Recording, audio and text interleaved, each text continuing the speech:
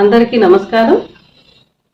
విద్య నేర్పిన గురుదేవులకు శ్రీ శ్రీ శ్రీ ఆచార్య ప్రబోధానంద యోగీశ్వరుల వారికి నమస్కరించుకుంటూ, జగద్గురువైన శ్రీకృష్ణ భగవానికి నమస్కరించుకుంటూ, ఈరోజు పరమ పవిత్రమైన పరిశుద్ధమైన భగవద్గీతని మేము తెలుసుకొని మీ అందరూ కూడా తెలియచేయాలని సేవా దృక్పథంతోనే మీ ముందుకు వచ్చి భగవద్గీతని చదువుకోవడం జరుగుతున్నది. ఈరోజు భగవద్గీతలోని సాంఖ్యయోగంలో 54వ శ్లోకం గురించి తెలుసుకుందాం. ఈ 54వ శ్లోకము ఇంతకుముందు బ్రహ్మయోగం గురించి శ్రీకృష్ణుడు చెప్పినప్పుడు ఆశ్చర్యముగా బ్రహ్మయోగం అంటే ఏంటి అని ఆశ్చర్యముగా ఇప్పుడు ప్రశ్నిస్తున్నాడు. ఏమని అంటే, ఇది అర్జునుడు ప్రశ్నించే శ్లోకం ఇది.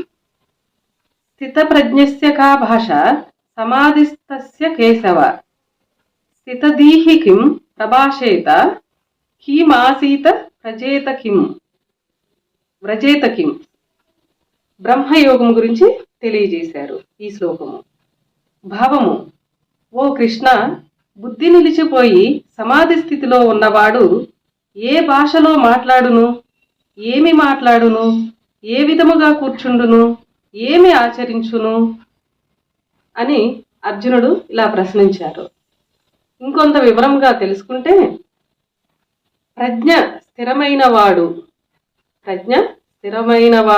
అనగా బుద్ధి నిలిచిపోయినవాడు ఏ భాష మాట్లాడును,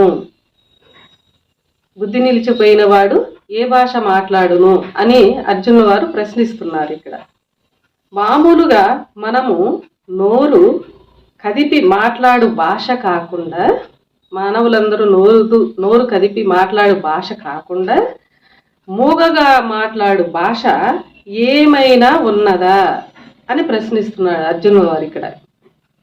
అట్లు ఏదైనా భాష ప్రత్యేకించి ఉంటే బుద్ధి ఏ పని చేయనప్పుడు అతను ఏ విధముగా మాట్లాడును అని ప్రశ్నిస్తున్నారు ఇక్కడ.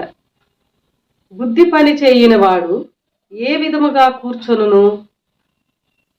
మొత్తము మీద బుద్ధి పని చేయని అతని ప్రవర్తన ఎలా ఉంటుంది? వివరమంతా తెలుపవలనను అర్జునుడు అడగగా, బుద్ధి నిశ్చలత పొందిన వాణిని గూర్చి భగవంతుడు ముందు శ్లోకంలో ఇంకొంత వివరంగా చెప్తాడు. ఇక్కడ అర్జునుల వారు విచిత్రంగా అసలు బుద్ధి నిలిచిపోయిన వారు మాట్లాడకుండా నిశ్చలముగా ఎలా కూర్చుంటారు, ఏం చేస్తారు అని ఆశ్చర్యముగా ఈ శ్లోకంలో ప్రశ్నలు అడిగారు. ఇంకా కొంత వివరించి ముందు శ్లోకంలో తెలుసుకుందాం. ఈ త్రైత సిద్ధాంత భగవద్గీతని అందరూ చదివి జ్ఞానవంతులు అవ్వాలని ఆశిస్తూ అందరికీ నమస్కారం.